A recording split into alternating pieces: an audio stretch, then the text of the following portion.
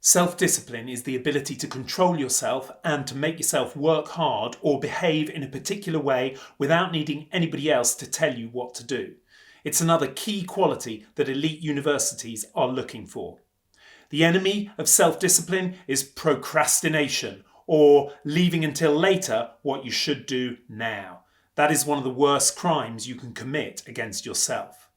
This video will explain how to develop self-discipline from a young age, how to use that quality when you're older, and how universities recognise students who have great self-discipline.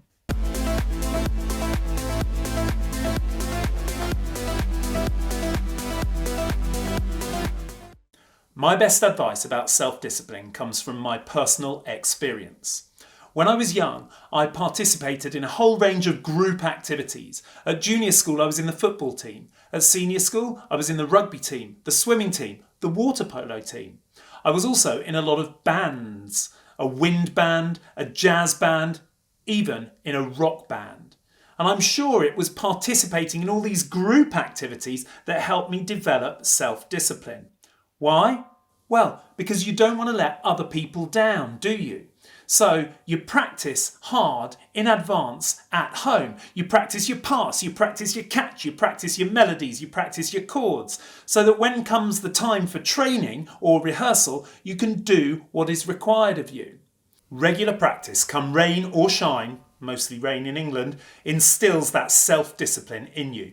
There's no time for procrastination. There's teammates, bandmates to support, and that's great training for your mind.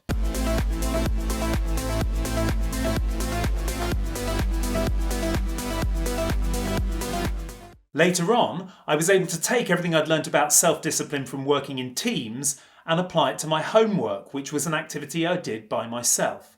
Every school night and weekend, I would think about how long it was going to take to do my homework, and I'd decide when I would have time to do it, and then I would get on and do it.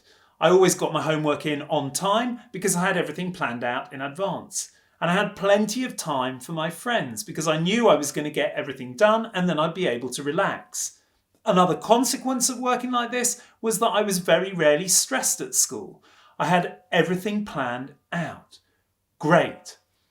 Then, when I was working towards my GCSEs and my A-levels, I created a revision timetable. Every weekend day and every day of the school holiday in the period before the exam season, I was going to work for 6 hours, and I would divide those 6 hours up into 1 hour blocks. And then I would work for 40 minutes on a topic and take a 20-minute break. Then work on another topic for 40 minutes and take another 20-minute break, which for me was usually kicking around a football.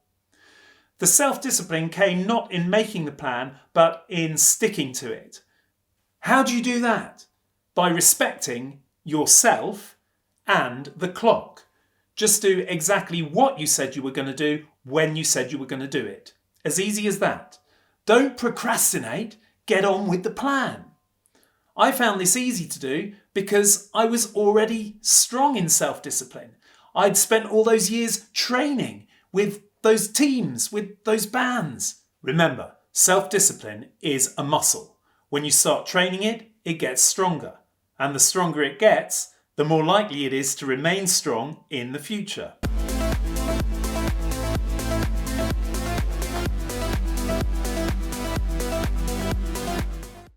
If you regularly participate in sports teams, or if you excel at an individual sport, if you're in bands, if you get very high grades for your exams, if you take extra qualifications beyond what's required, such as the EPQ qualification in the UK or AP courses in the US, then one of the things that signals to university admissions officers is that you have self-discipline. You must do, right? Otherwise, how would you be able to excel in all of those things that require such consistent hard work?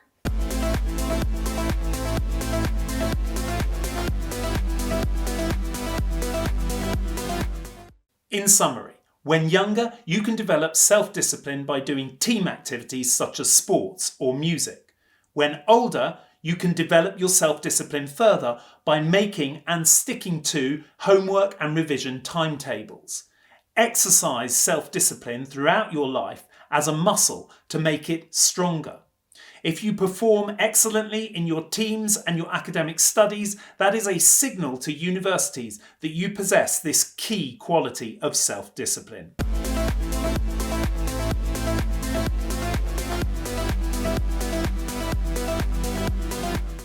So what do you do that requires regular and intense effort? Could be a sport, something musical, could be your studies, an extra qualification that you're taking. Identify it, practice at it, and stick to it. If you like this video, click like, subscribe to the channel, and let us know in the comments what you've done that has required great self-discipline. I want to hear your stories.